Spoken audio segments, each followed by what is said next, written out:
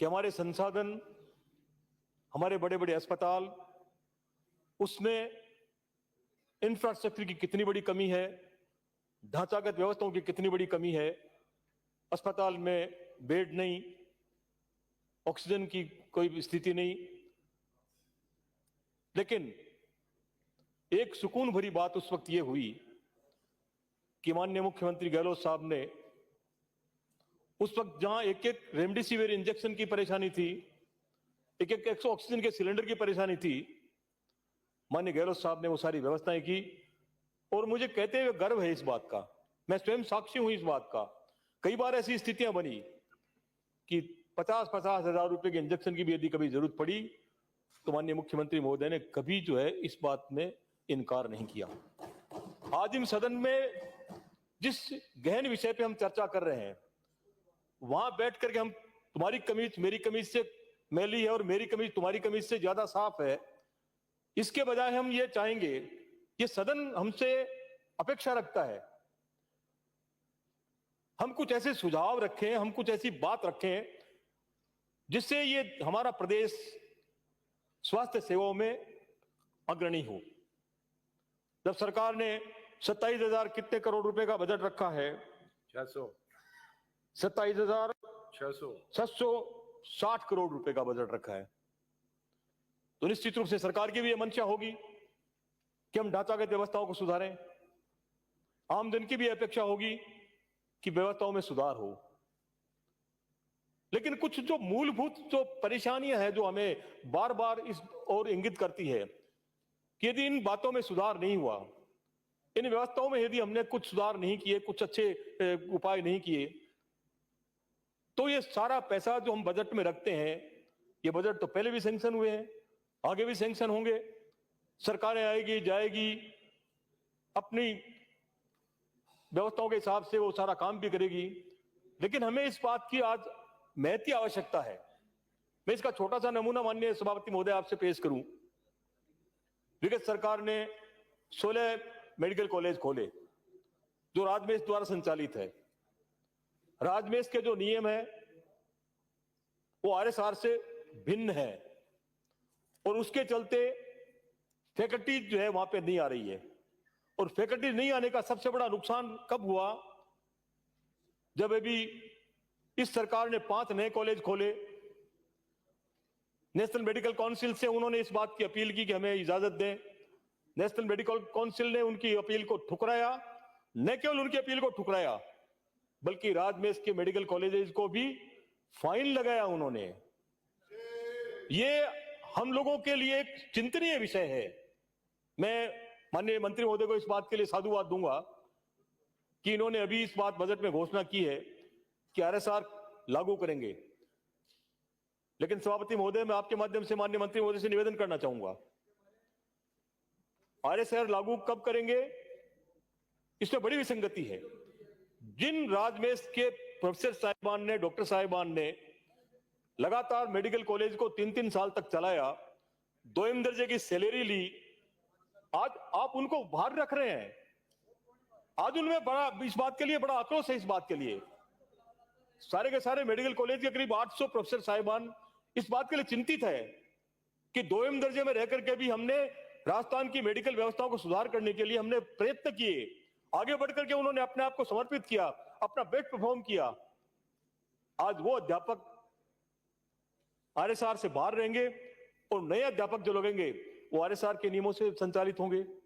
मैं सभापति महोदय आपके माध्यम से मंत्री महोदय से निवेदन करना चाहूंगा, इस पे सरकार को पुनर्विचार किया जाना चाहिए और जिन अध्यापकों ने प्रयत्न और कोशिश करके लगातार मेडिकल कॉलेज को संचालित किया है उनको भी इसमें सम्मिलित करना चाहिए। उनके साथ ये 2वीं दर्जे का व्यवहार नहीं किया जाना चाहिए। माननीय सभापति महोदय, आज फैकल्टीज की जब कमी है तो उसका असर न केवल विद्यार्थियों की शिक्षा पे पड़ता है बल्कि नेशनल मेडिकल काउंसिल भी बार बार इस बात की चेतावनी देती है कि हम इस बार यदि आपने फैकल्टीज का व्यवस्था नहीं की तो हम स्टूडेंट की स्ट्रेंथ जो 100 है उसको कम करके हम 50 कर देंगे। ये और भी बड़ी चिंता का विषय हो जाएगा माननीय सभापति महोदय। इसलिए मैं आपके माध्यम से माननीय मंत्री महोदय से एक निवेदन और करना चाहूंगा कि मेडिकल कॉलेजेस में आपने प्रोफेसर साहिबान लगा दिए। जैसे सीकर की मैं बात करूं आपसे, आपने वहां पे हार्ट के डॉक्टर तो लगा दिए, 2 डॉक्टर आपने लगा दिए। विगत 1.5-2 साल से पैथ लैब के लिए टेंडर प्रोसेस होने के बावजूद भी आज हम इस बात का इंतजार करेंगे कब टेंडर खुलेंगे और कब सीकर में पैथ वो चालू होगी। आज जयपुर बीकानेर के बाद में जयपुर तक माननीय सभापति महोदय कोई ऐसा कॉलेज नहीं है गवर्नमेंट का जहां हर पेशेंट आकर के अपना इलाज करा सके। उन्हें सरकारी अस्पतालों के बजाय प्राइवेटों में जाना पड़ता है, उनको खर्चा होता है। काफी बड़ी संख्या में कई बार परेशानी में आदमी जो है जहां कहीं भी जाके अपना इलाज कराता है। 1.5-2 साल से लगातार टेंडर प्रोसेस में कोई योजना चल रही है, तो मैं आपके माध्यम से माननीय मंत्री महोदय से अपेक्षा करता हूं कि जल्द से जल्द इस टेंडर प्रोसेस को फाइनल करके सीकर में पैथ लैब की आप व्यवस्था करें। 2 अध्यापक इसके लगे हुए हैं। उन अध्यापकों की चिंता यह है कि यदि हमने हम अपनी प्रैक्टिस में नहीं रहेंगे तो हमारी इस योग्यता का जो उन्होंने चंडीगढ़ पीजी से और एम्स से उन्होंने जो अपनी पीजी की है, उनकी इस योग्यता का क्या होगा। माननीय सभापति महोदय, मैं खासतौर से क्योंकि हमारे मंत्री महोदय स्वयं होटेलियर हैं, वो इस बात को बखूबी समझते हैं। आज हमारे अस्पतालों की स्थिति क्या है। आप बड़े से बड़ा इंफ्रास्ट्रक्चर वहां पे लगा दीजिए, बड़े से बड़े एसी लगा दीजिए, बड़े से बड़े अच्छे पर्दे लगा दीजिए, कालीन बिछा दीजिए, कुछ भी कर दीजिए, लेकिन सफाई की क्या स्थिति है। स्वयं डॉक्टर जो वहां पे सेवा दे रहे हैं वो स्वयं अपना नाक वो सिकोड़ता है। मंत्री महोदय, मैं आपसे अपेक्षा करता हूं, आप सफाई के मामले में आप जो है किसी भी से बेहतर जानते हैं। आप स्वयं होटेलियर हैं। होटल में जिस तरह की व्यवस्था होती है, आज क्या हम अपने इस अस्पतालों में एसएमएस का आप देखिए स्थिति, क्या एसएमएस में जाकर के हम और हमारे सारे अफसर साहिबान और जो भी इसके लिए अधिकृत है वो जाकर के अंदर बैठ करके उसका टॉयलेट का यूज कर सकते हैं। कब सुधरेंगे हम। हमारी पहली प्राथमिकता सफाई की होनी चाहिए, उसको हमने लास्ट में रख रखा हुआ है कि ये तो होने की ही है। इस पे सुधार नहीं करेंगे तो हम चाहे कितना बड़ा इंफ्रास्ट्रक्चर तैयार करें, ये व्यवस्थाएं नहीं सुधरेगी। और ये बीमारी, अभी तो जो बीमारी नई बीमारी हमारे सामने आई है, गुजरात से आ रही है, चांदीपुरा। कोरोना से हम निपटे नहीं, अब चांदीपुरा का जो उदयपुर में प्रकोप चालू हो गया।